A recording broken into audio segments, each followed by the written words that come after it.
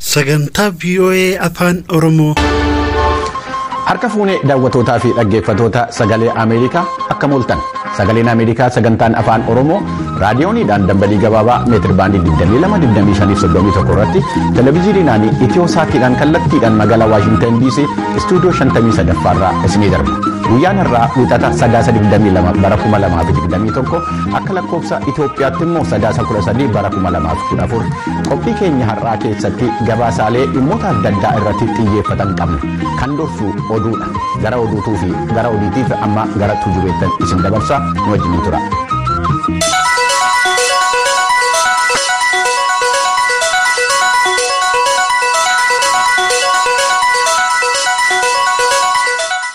Attamooltan daawwattootaaf dhaggeeffattoota keenya oduun ammaaf qabnu kunoo.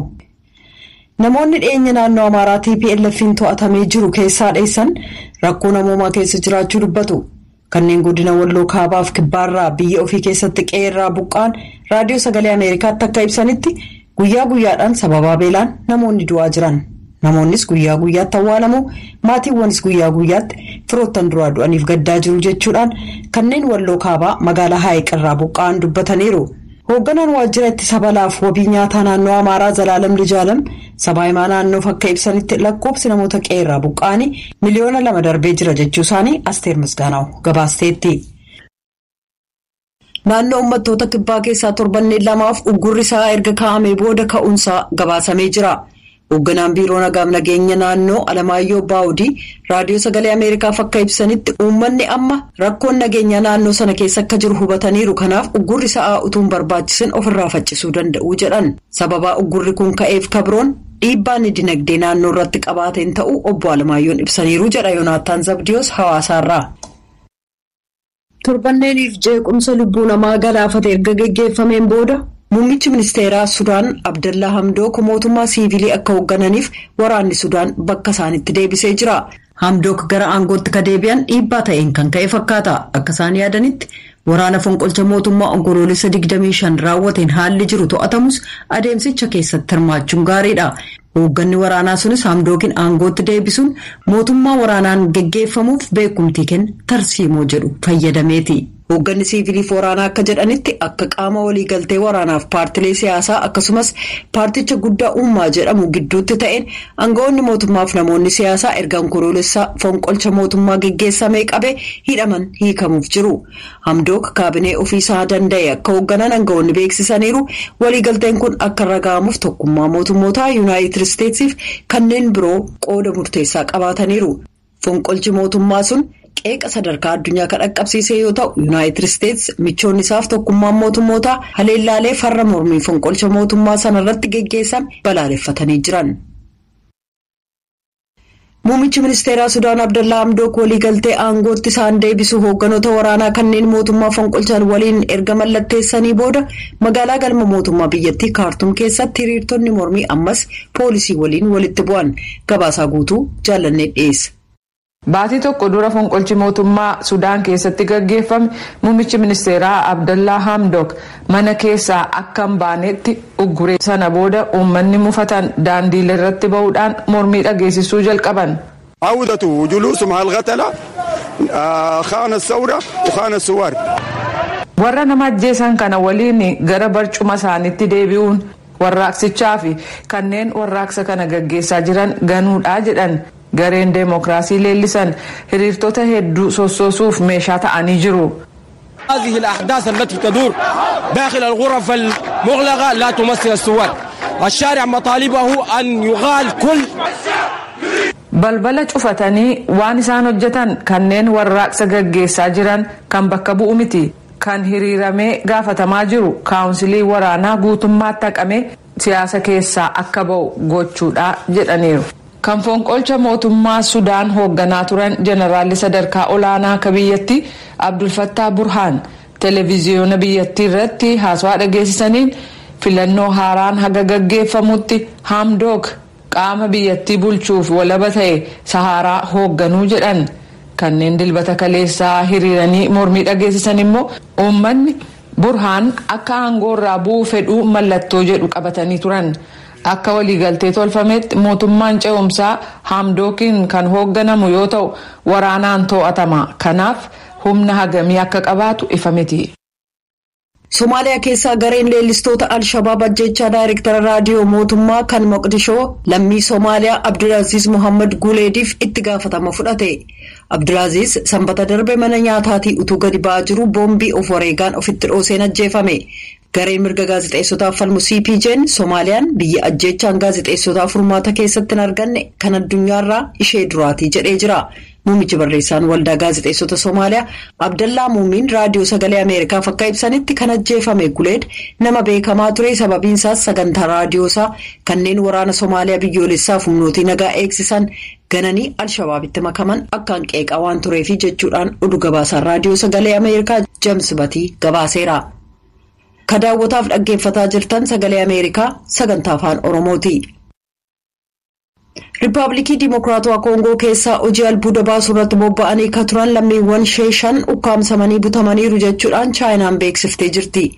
Embasiin Chaayinaa kan Kinshaasaa keessaa miidiyaa hawaasaa irratti maxxansuun akka ibsetti namoonni kun 5 dilbata kaleessaa ganama keellaa konyaa Kiivuu Kibbaa kan Ruwaandaaf Burundiin waldaangeessu irratti ukkaamsamanii butaman. Lammiiwwan Chaayinaa martinuu Kiivuu Kibbaaf kaabaa akkasumas naannolee ollaa jiran dhiisanii akka ba'an yaadachiiseera. Haalli nageenya naannoo jiru hedduu walxaxaa fi yaaddessaadha. Kanaaf innaa namoonni butaman yookaan haleellaan dhaqqabu gargaarsa kennuuf carraan jiru baay'ee xiqqoodha. Balaan akkasii jiraatus namoonni daldalaa Chaayinaa albuudaaf qabeenyaa uumamaa barbaacha gara Koongoof kutaalee Afrikaa kanneen biroo sabatiinsi keessa hin jiraannetti sosso'aa jiran. Kutaa Yuunaayitid Isteetsi Wiskaansan Waawkeeshaa keessatti dilbata kaleessaa ayyaana dhaloota gooftaa Yesuus dura agarsiisa qophaa'ee uummanni irratti argameen konkolaataa saffisaan jamaa sana gidduu namni oofe tokko namoota 5 ajjeesee dargaggoota hiriira sana miidhegsaa turan 40 ol madeessee jira. Ajajaan poolisii Waawkeeshaa Daan Toomsan akka jedhanitti namni dhimma kanaan wal qabate to'annaa jala kan oole yoo ta'u konkolaataan balaa sana dhaqqabsiise kutaa Milwaakii gama dhiyaatti. Fageenyi kiiloomeetira 30 irratti magaalaa argamtu keessatti kan argame ta'uun ibsamee jira. Yeroo ammaa namoonni 5 du'uu isaaniif 40 ol madaa'uu isaanii mirkaneessuu dandeenya jechuudhaan kutaa ajaja poolisii Waawkeeshaa fuula feesbuukii isaa irratti ibsee jira. Haa ta'u malee ragaalee kanneen biroo innaa walitti qabnu lakkoofsi kun jijjiiramuu danda'a jedhee jira. Namoonni hedduun illee ofuma isaanii wal'aansaaf gara hospitaala naannoo jiru dhaqqabaniiru jedhee jira. Kutaan poolisichaa gochi kun shororkeessummaatti hidhata qabaachuusaa wanti beekameen jiru garuu balaan itti dabalaan dhaqqabne. Magaalaa uummanni 72,000 keessa jiraatuuf ajaji manaa akka hin baane darbee tures ka'ee jira jechuudhaan Toomsan ibsa kennanii jiru. Buufataalee televiziyoona Afgaanistaan keessa jiran fiilmiiwwan aartistoota dubartootaa agarsiisan tamsaasuu akka dhaabaniif gaazexeessonni dubartootaa akka seera shari'aa garee kanaatti hijaaba akka hidhatan ajajee jira. Uggurri kun Taalibaaniin kan qophaa'e qajeelfamni qabxii 8 qabu kan garee seerri isaa cimaa ta'e kun mirga dubartootaa murteessa.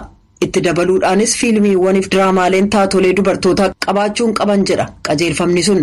Imaammati haaraan kun itti dabalee buufataaleen televiziyoonaa kanneen dhiira gateettii qabee hanga jilbaatti huccuudhaan qaama isaanii hin dhoksine akka hin mul'ifnellee ugguree jira. Akka qajeelfama kanaatti seera shari'aaf safuu Afgaanistaan waliin kashlabbummaa wal faallessan akka hin babal'anne akkasumas viidiyoowwan seera kanaan faallaa ta'an akka hin agarsiifamne dhorkee jira.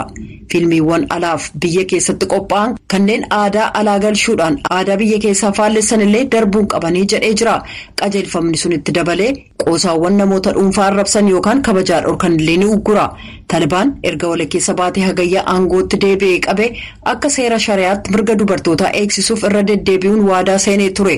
Haa ta'u malee ammayyuu dubartoonni Afgaanistaan konyaalee hedduu keessaa mana barnootaa sadarkaa lammataatti akka hin deebine ugguramanii jiru.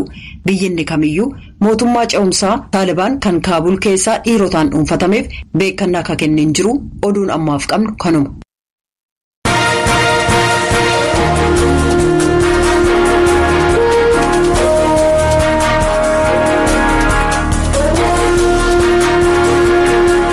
Kan hordofaa jirtan sagalee Ameerikaa sagantaa afaan Oromooti. Amma immoo gara gabaasaalee keenyatti aanaa nutti ceenaa nu wajjin tura.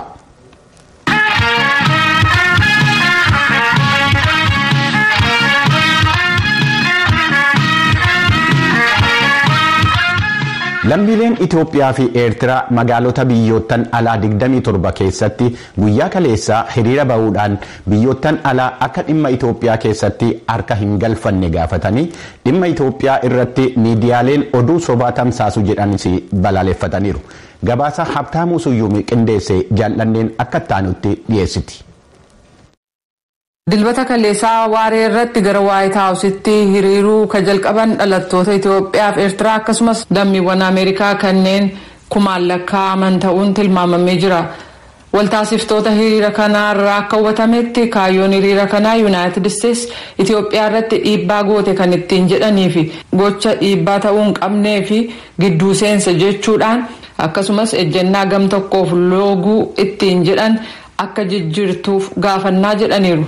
Keessumaa United States wal waraansa Itoophiyaa gama kaabaa eega jalqabame as kan mootummaa Itoophiyaa waliin wal falmaa jiru humnooti Tigraayiif caalchiftii jechuudhaan waltaasistoota hiriira kanaa keessaa tokko ka ta'an obbo Mokonnin Geetaachoo VOA'f ibsanii jiru. በጣም ተቀባይነቱን እያጣና ያለው የአሜሪካ መንግስት እውነት ለመናገር አሜሪካ አሁን በምትከተለው መንገድ በዚህ በተሳሳተ ፖሊሲ ዱጋ ዱባቹፍ ሞቱማን አሜሪካ ባየ ፉደተማ ዳባ ጅራ አሜሪካን ከራ አመ ሆርዶፍቱፊ ኢማመተ ዶጎጎራ ቀብዱን ረኮ ጉዳ ኬሰ ሴንቲ ኬሱማ ኩታንጋን አፍሪካ አካን በርባቺሳፊ ቡአ አሜሪካፊስ በርባቺፍቱ ቱርቴ sana kabasiisuuf mootummaan uummanni file kan Itoophiyaa wajjin hojjechuu ituu qabdu shiftaa deeggaraa jirti. Gochi ishee kun lammiiwwan isheefiyyuu gaarii miti jedhaniiru. Himanni kana fakkaatu yeroo dhiyaatu kun ka duraa miti. Duraan tokkummaa mootummootaatti bakka buutuu United States Ambassador Linda Thomas Greenfield walgahii gola nageegumsaa irratti deebii kennanii turan. Nagaaf waamicha naa dhiyeessinu United States gam tokkoof loogdi jechuudhaan qeeqa dhiyaatan tokkoof deebii kennuun barbaada. Waan ifatti beekamuu qabu tokko jedhan tarkaanfii humnaa gama hundaan fudhatamu ni balaaleffanna. Raayyaa ittisaa kan Itoophiyaa fi Eertiraa tarkaanfii humna waraanaa fudhatu ni balaaleffanna. Tarkaanfii humnootiin TPLF fudhatan kan humnaas ni balaaleffanna.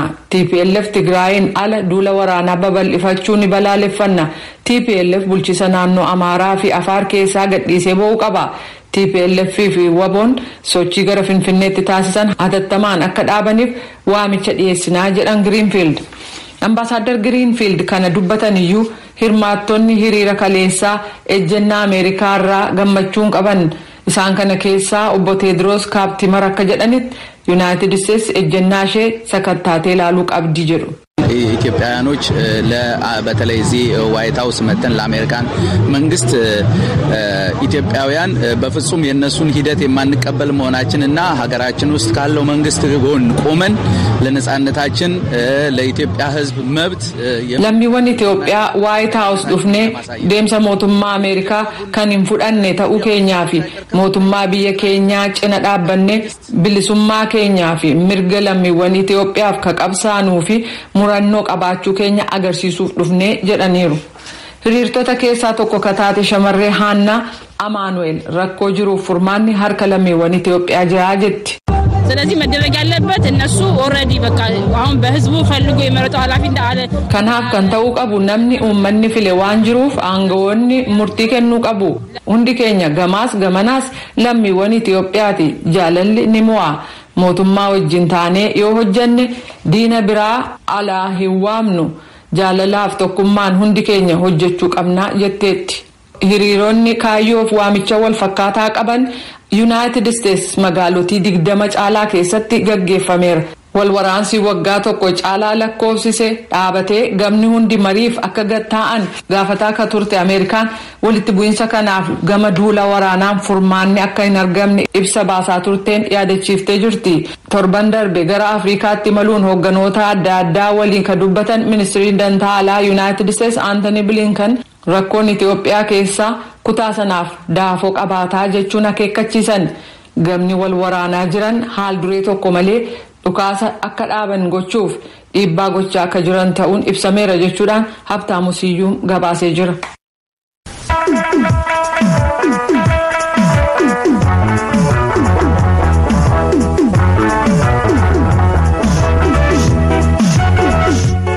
Gaazexeessonni ciccimoon addunyaa adda addaa badhaasa pireesii walabaa kan bara 2021 badhaafamaniiru. Badhaasa kanaan wal qabatee gaazexeessonni addunyaarra jiran ilaalchisuudhaan gabaasni Juulii Taaboo VOA'dhaaf qindeessite kanatti dhiyaata. Ayyee Chaannaaying Daayirekteeraa fi Gulaalaa Olaanaa Sagalee Barmaati. Yommuu loltoonni Maayyanmaarii fonqolcha raawwatanii aangoo qabatanii dhaabbilee miidiyaa irratti tarkaanfii fudhatan dhaabbanni oduu isaa kan walaba ta'e gidiraa cimaa keessa seene. Naaying yeroo ammaa bakka Sagalee Barmaa DVB jedhamu karaa saatalaayitiin gara Barmaatti yookaan Maayyanmaaritti tamsaasu biyya Noorweey keessa qubatee ture. The military have arrested over 100 journalists after the coup in February 2021 and still Gareen loltoota yemmuu guraan dhala bara 2021 aangoo qabatan gaazexeessota 100 ol hidhan 50 kan ta'an ammas mana hidhaa jiru jedha Chaannaaying. Warreen hidhaman kana keessa gaazexeessonni dhaabbata isaatiif hojjetanii hedduudha. Naaying warreen badhaasa walabummaa pireesii addunyaa gareen mirga gaazexeessotaatii fi falmu CPGN kennu isa bara 2021 argatan keessaa isa tokko. I would rather would think this award will highlight the plight of our journalists on the ground who are in prison. Badhaasni kun gidiraa gaazexeessota keenya lafa irratti mudataa jiru agarsiisa. Warreen mana hidhaa keessa jiran, warreen lubbuu isaaniitii fi jireenya isaanii egeree balaa keessa galchanii hojjetaniif jedheera. Akkasumas gaazexeessonni Beelaaruus, Guatemala fi Moozaambiik rakkina biyyoottan isaanii keessa jiru gabaasuu isaaniitii fi badhaasa kabajaa kana argataniiru. Je'ol Simooni Daayirekteera Olaanaa Koree Mirga Gaazexeessotaatii fi falmu CPGA'ti. Waa'ee kana irratti VOA waliin dubbataniiru. I think that our honorees recognize and we recognize that the environment for independent journalism has changed. Haalli gaazexeessummaa walabaa bakka hundatti United Statesiin dabalatee akka jijjiiramaa jiru warri badhaafaman kun hin beeku. Nus hin beekna. Gidiraaleen jiran jabaadha. Akkuma yeroo an waggaa 25 dura hojii kana jalqabe akka carraa ta'ee ammas jijjiiramni ammanaa hin jiru jedhan Je'ol Simoon. Anaataasiyaa Miijaa dursitee odeeffannoo argatti. Gaazexeessituu biyya Guatemala kan taate Anaataasiyaan mormii hagayyaa bara 2020 magaala ishee Joyabaad keessa ture gabaasuudhaan nama jalqabaati. Booddee hin hidhamte. I was deprived of my liberty for 36 days. The hearings were postponed. Guyyaa 36 fi bilisummaa koo dhabeen ture. Adeemsa seeraa tursiisuudhaaf jedhamee mana murtiitti dhimma koo lafarra harkisaa turan jette. Abbaan seeraa akka isheen balleessaan hojjanne murteessan. Haa ta'u malee Miijaan ammayyuu sodaa keessa jirti. Itti dabaluudhaanis akkana jetti. Yoon dubbachuu itti fufee na ajjeesu, maatii koo balleessu jette. Joel Simooni waa'ee egeree gaazexeessummaa yemmuu yaadanu abdiin of eeggannoo irratti hundaa'e akka itti dhaga'amu dubbatu. Nama hojiidhaanis agarsiisanudha. Walabummaan pireesii yookiin walabummaan yaada ofii ibsachuu lola bara odeeffannooti. Moo'uu qabna. Qabsoo jabaadhaa fi dheeraa ta'e keessa akka jirrus hubachuu qabna jedhan Joel Simoon. Ayyee Chaannaaying qabsoo walabummaa pireesii keessa turuu barbaada.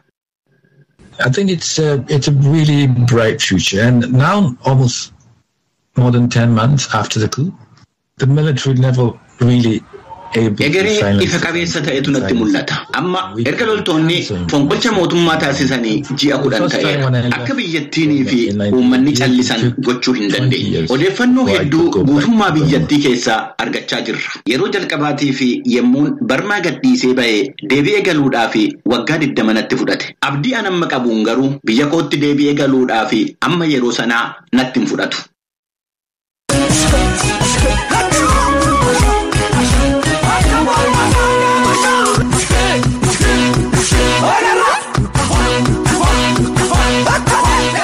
Tajaajilli kominikeeshinii mootummaa federaalaa godina Horroo Guduruu Wallaggaa fi Shawaa Lixaa keessatti mootummaan hidhattoota shanee hedduu tarkaanfii irratti fudhachuusaa beeksiseera. Deetaan ministeera tajaajila kominikeeshinii mootummaa federaalaa obbo Kabbadaa Deessisaa tarkaanfii fudhatame kanaan namootaan hidhamanis kan ajjeefamanis jiru jedhu. Gurmuun waraana bilisummaa Oromoo of jedhee of waamu kan mootummaan immoo shororkeessummaa jedhu kanaan himannaa mootummaan dhiyeessu kanarratti yeroo baay'eedhaaf haalaa ture.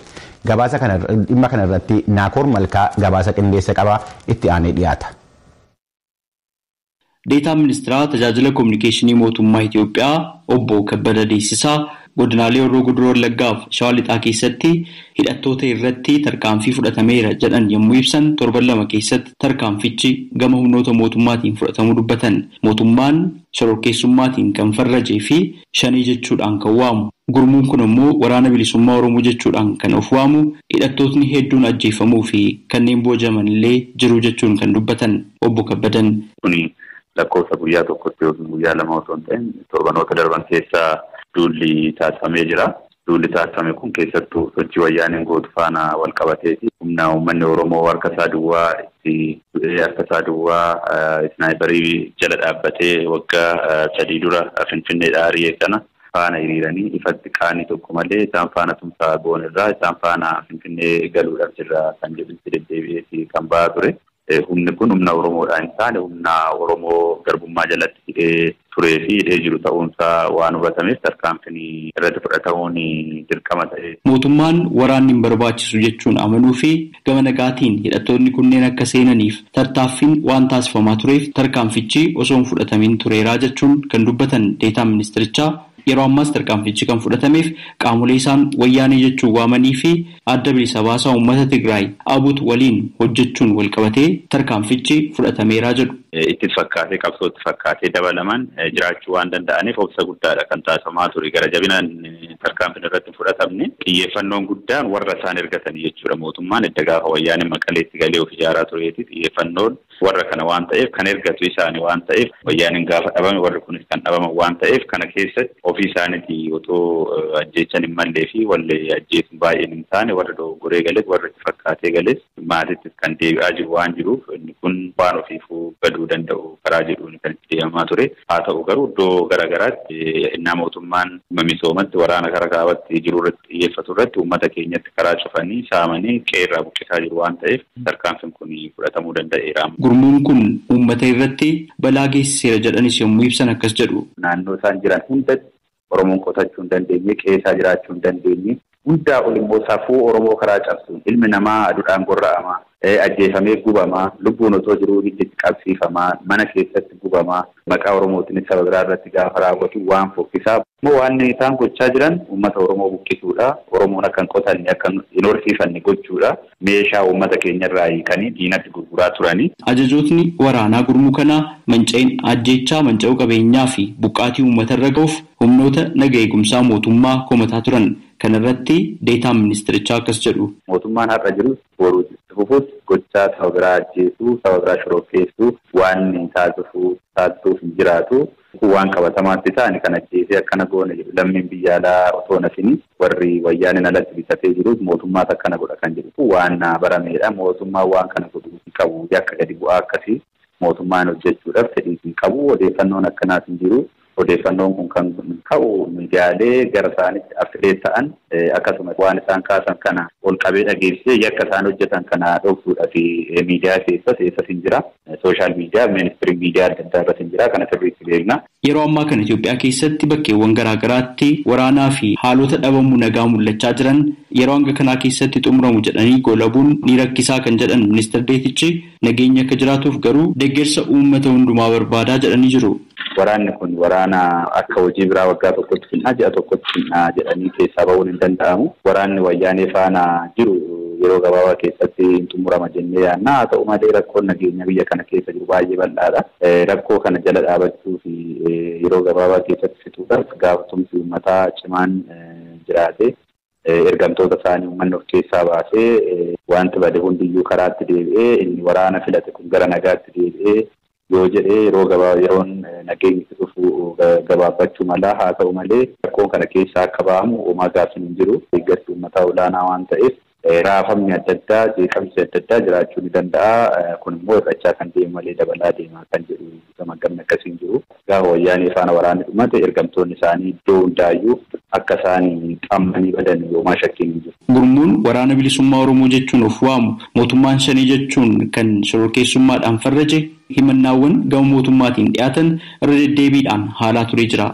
Sagalee Ameerikaaf Naakoor Malkaa Amborraa.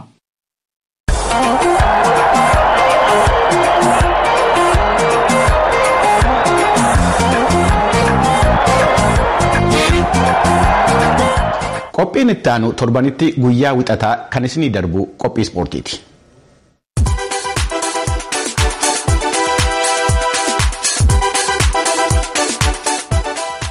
Qophiin ispoortii irraa dirbata kaleessaa magaalota Awurooppaa 2 keessatti dorgommii fiigichaa taasifaman ilaallata. Fiigicha walakkaa maaraatoonii fi fiigicha qaxxaamura biyyaa itti aanee dhiyaata caqasa.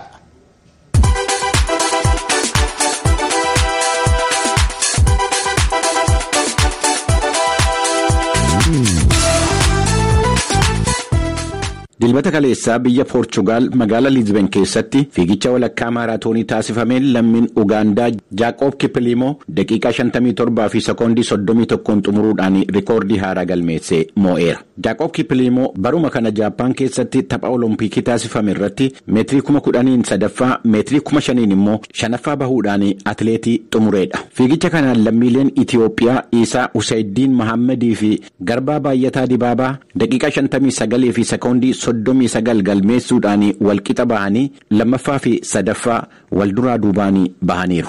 Waldorgommii dhiiraa kanaan tokkoffaadhaa amma 10ffaatti atileetota bahan keessaa 5 isaanii lammiilee Itoophiyaati. Hirmaattonni fiigicha kanaa warreen tokkoffaadhaa amma 10ffaatti xumuran daqiiqaa 60 gadi kan galmeessan yommuu ta'u, kunis fiigicha walakkaa maaraatooniitiin fooyya'insa gaarii akka ta'etti galmaa'eera. Fiigicha walakkaa maaraatoonii kanaan dursee rikoordii qabatee kan ture lammiin Keeniyaa Kibiyoot Kaandee waggaa tokkoon dura Vaalenshiyaa keessatti daqiiqaa 57 fi sekoondii 32 galmeessee akka ture hin yaadatama. Fiigicha walakkaa maaraatoonii Liizben kanaan waldorgommii dubartootaatiin lammiin Itiyoophiyaa Tsahaay Gammachuu sa'aatii 1 fi daqiiqaa 6 fi sekoondii 6 xumuruudhaan tokkoffaa baate. Tsahaay rikoordii walakkaa maaraatoonii cabsuu baattus sa'aatiin isheen galmeessite seenaa fiigicha bakka sanaatii fi haaraadha. Sekoondii 28 fooyyessite. Dorgommii dubartootaa kanaan lammaffaa fi sadaffaa kan bahan lammiilee Keeniyaa yommuu ta'an Hiyoot Gabra Kidaan Itoophiyaarraa 4ffaa baate. Haalli qilleensa bakkichaa gaarii ta'uu isaa kan dubbatte Tsahaay Gammachuu bara dhufu deebitee rikoordii addunyaa cabsuudhaaf dhaadatteetti. Garee dubartootaa kanaan tokkoffaadhaa amma 10ffaatti atileetota bahan keessaa 6 isaanii lammii Itoophiyaati.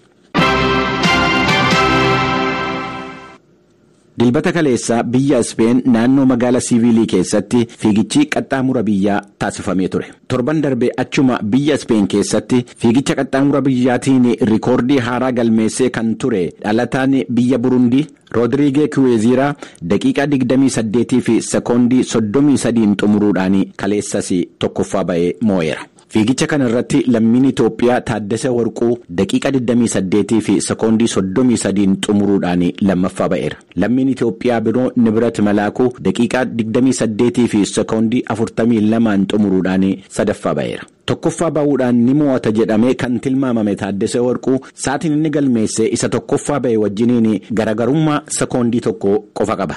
Fiigicha qaxxaamura biyyaa kanaan waldorgommii dubartootaatiin tokkoffaadhaa amma lammaffaatti kan bahan lammiilee Keeniyaati. Fiigicha kiiloomeetirii 7 fi meetirii 900 ta'a jedhame kanaan lammiin Keeniyaa Nooraa Jeruutoo kan mo'atte daqiiqa 24 fi sekoondii 32 xumuruudhaan. Dorgommii kana irratti lammiin Itoophiyaa Sanbaree Tafarii 4ffaa baate.